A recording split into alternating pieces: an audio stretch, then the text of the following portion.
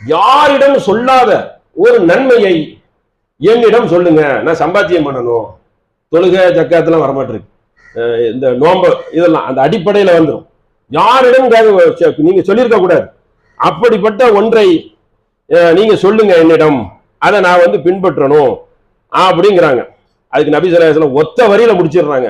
ரொம்ப இதா கேட்கிறாருல, என்ன வர ஃபமா இத்தகா, அல்லாஹ்வே அஞ்சிக்கொள், அல்லாஹ்வே பயப்படணும் எல்லா விஷயத்திலையும். அல்லாஹ் ரசூல் இப்படி சொல்லியிருக்கிறார், ரசூல் இப்படி கட்டளை இட்டிருக்காங்களா, ஒவ்வொன்றையும் அவங்க விருப்பத்துக்கு என்னென்ன சொன்னாங்களோ அதற்கு ஒரு மூமின் உடன்படணும், முடிந்தவரை உடன்படணும். ஏன்னா விதிவிலக்காக ஒண்ணு மாட்டத்தானே செய்வான். அதனால முடிந்தவரை இஸ்ததாத்து, அந்த அளவுக்கு நிச்சயமாக தன்னை அவன் அதில் அர்ப்பணிக்கணும்.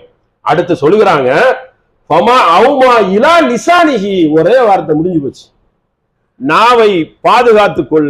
இடத்துல இன்னொரு வித்தியாசமா வரும். இந்த நாவை பாதுகாத்துக்கொள் என்று சொல்றத வந்து பல ஸ்டைல்ல சொல்லியிருக்கிறாங்க. அது பல ஹதீசுகளும் வரப்பட்டு இருக்கிறது. நாக்க குடிச்செல்லாம் சொல்லியிருக்கிறாங்க. நாவை நீ பாதுகாத்துக்கொள். லிசானிஹி, ஒரே வரி முடிஞ்சு போச்சு. நாவை பாதுகாத்துக்கிறன்னா அர்த்தம் என்ன?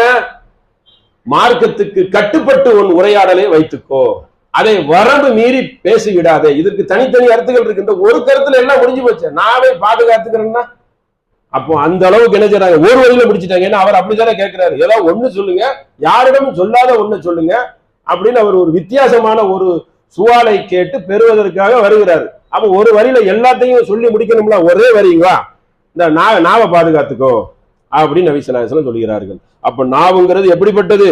அவசரப்பட்டு ஒரு அடியான் சில வார்த்தையை பேசி விடுகிறான், கிழக்குக்கும் மேற்குக்கும் போய் விழுந்துருது, பாவத்துல போய் விழுந்துருது.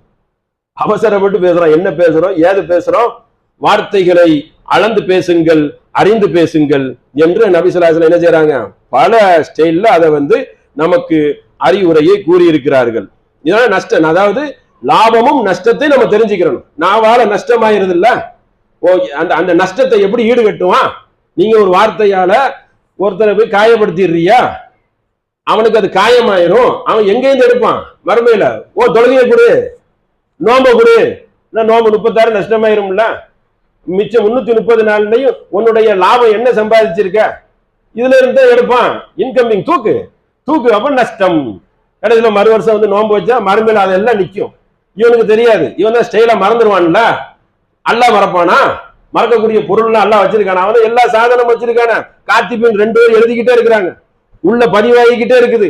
ஒவ்வொரு இடத்துலயும் சிப்கார்டை தொங்க விட்டுருக்கான், களத்துல வேற தொங்க விட்டுருக்கான். எந்த பக்கமும் தப்பிக்க முடியாத அளவுக்கு கண்காணிப்பு வளையத்துல வச்சிருக்கிறான், கேமரா மூலியமாக.